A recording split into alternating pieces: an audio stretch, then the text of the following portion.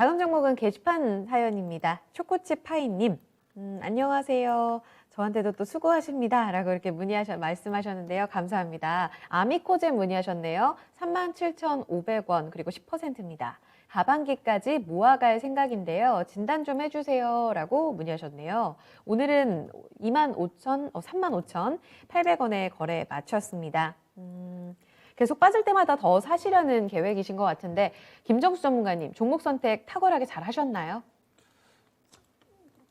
글쎄요, 그건 두고 봐야죠. 아미코젠이 어떤 포인트를 종목 갖고 선택을 있는지. 잘했는지 네. 그거는 뭐 두고 봐야 될 일일 것 같아요. 이거를 최고입니다라고 이야기하기에는 조금 더 두고 봐야 될 내용들이 많지 않나. 기본적으로 이제 효소 원료, 특수 효소 쪽 관련된 부분인데 이 기업 투자할 때는 중국 쪽을 시장을 잘 봐야 됩니다. 중국 쪽 관련된 파트너사나 그쪽 관련된 매출 비중이 앞으로 이 기업의 핵심이 될 거기 때문에 그래서 상대적으로 바이오 제약 관련된 여러 가지 파이프라인을 가지고 있는 업체들이 있는데요. 네. 그 중에서 아미코젠은 그래도 이 정도면 좀 안정권이 있다라고 좀 보는데 이거를 지금 바이오 제약에서 좀 대세다라고 좀 부르기에는 X도 아니고 동그라미도 아니고 세모다라고 좀 봅니다. 어쨌거나 삼바 쪽 관련돼서 원료는 공급을 하기 때문에 그 부분에 대해서 우리가 엮을 수는 있겠지만 지금 바이오 제약에서 신약 개발 관련된 업체에 대해서 관심이 많냐?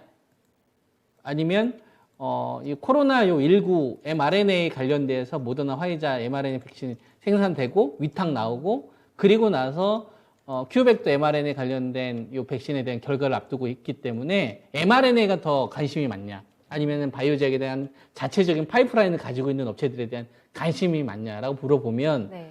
저는 mRNA 쪽이 훨씬 더 시장에서 포커스가 있다고 보거든요.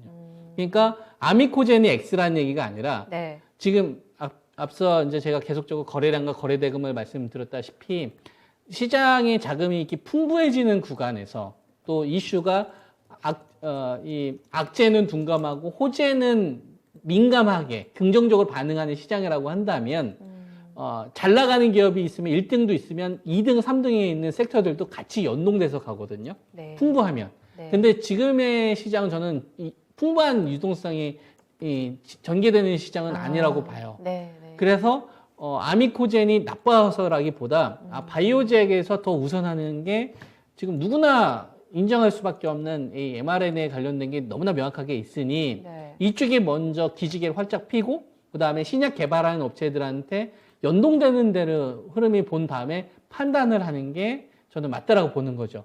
그래서 아미코젠을 미리 예단을 해서 좀 의견을 드리기에는 네. 자신이 없다 이겁니다. 그렇다고 X라고 얘기를 못 하겠고. 예. 그래서 정확하게 얘기하면 중심은 아니다. 중심은 아닌데 그렇다고 허접한 이야기도 아니기 때문에 제가 세모밖에 의견을 못 드리겠다 이거예요. 근데 만약에 이게 거래대금이 바이오제약 쪽으로 네. 막 그 20조씩 막 25조씩 쏟아지는 유동성 장세예요. 그러면은 막 저는 계속 이런 거 해볼만 합니다라고 이야기했을 거예요. 네. 굳이 종목 구분 안 하고. 네. 근데도 오늘 같은 게 보시면 알겠지만 종목에 대한 제가 상담을 하는데 예. 그 업종과 계속 비교를 해드리거나 그 종목에 대한 어떤 좀 짧은 관점으로만 이야기를 해드리잖아요. 네. 그런 거의 연장선으로 보면 되겠죠. 그래서 아미코젠 같은 경우는 기업에 대해서 제가 괜찮다는 이야기는 하겠지만 네. 자신 있게 종목을 잘 골랐다라고 이야기하기에는 아직은 제가 판단 근거가 좀 미흡합니다. 그래서 기술적으로 중요한 자리 정도만 좀 언급을 네, 해드릴 네. 테니까 대응하시는데 중장기 끌고 가시는데 좀 참고를 하셨으면 좋겠습니다. 이 주식 보게 되면 10,000원대에서 49,650원까지 5배의 시세가 터졌어요. 9월 21일 날 작년도 9월 20일 날 시세가 꺾였으니까 네. 이제 아미코젠이 속해져 있는 게 바이오제약 섹터잖아요. 네. 작년도 9월 21일부터 밀리기 시작했던 애들이 어떤 애들이 밀리기 시작을 했냐면 진단키트나 그다음에 생산 위탁 쪽은 아니고 코로나 치료제나 어떤 뭐 코로나에 효과가 있다고 했던 업체들 뭐 엔지캠 생명과학이라든지 제넥신이라든지 그러니까 단순히 개발하는데 좀 초점을 뒀던 업체들이 네. 저때까지는 달렸다가 그때부터 빠지기 시작을 했어요. 그때부터 연동되기 시작을 했고 그리고 올해 이 주식을 보게 되면 올해 작년도 무너졌다가 올해 1월달 요 시점 요때가 IT 반도체가 넬리가 나왔던 시점입니다. 그리고 애플카 이슈가 불거졌던 시점. 그러니까 지금 현재 시장에서 지수 관련된 섹터들과 연동되지는 않는다는 걸 우리가 알 수가 있고요. 그리고 바이오 제약 그 진단키트 관련된 업체들, 뭐 시젠이나 랩지노믹스나 이런 업체들이 다시 반등 나왔던 시점과 반등 포인트는 비슷해요. 그러니까 아미코젠 같은 경우는 우리가 어떻게 유추할 수 있냐면 작년도에 진단키트 관련된 섹터들과 흐름이 비슷하게 좀 전개된다는 걸 우리가 알 수가 있기 때문에 네. 아미코젠 좀 투자하실 때는 좀 약간 모멘텀 플레이로 조금 움직이는 경향이 강하구나. 이거 참고하셨으면 좋겠고요. 그리고 가격대를 좀 잡아본다면 네. 중요한 자리가 이제 작년도 2월 달에 고점으로 작용을 했었던 자리로 봅니다. 이 자리가 얼마 정도 되냐면 한 28,300원 정도 되니까 28,000원대에서 한 29,000원. 그러니까 코로나 사태 터지기 전에 가격대를 일단 하단으로 봐야 될 것 같고요.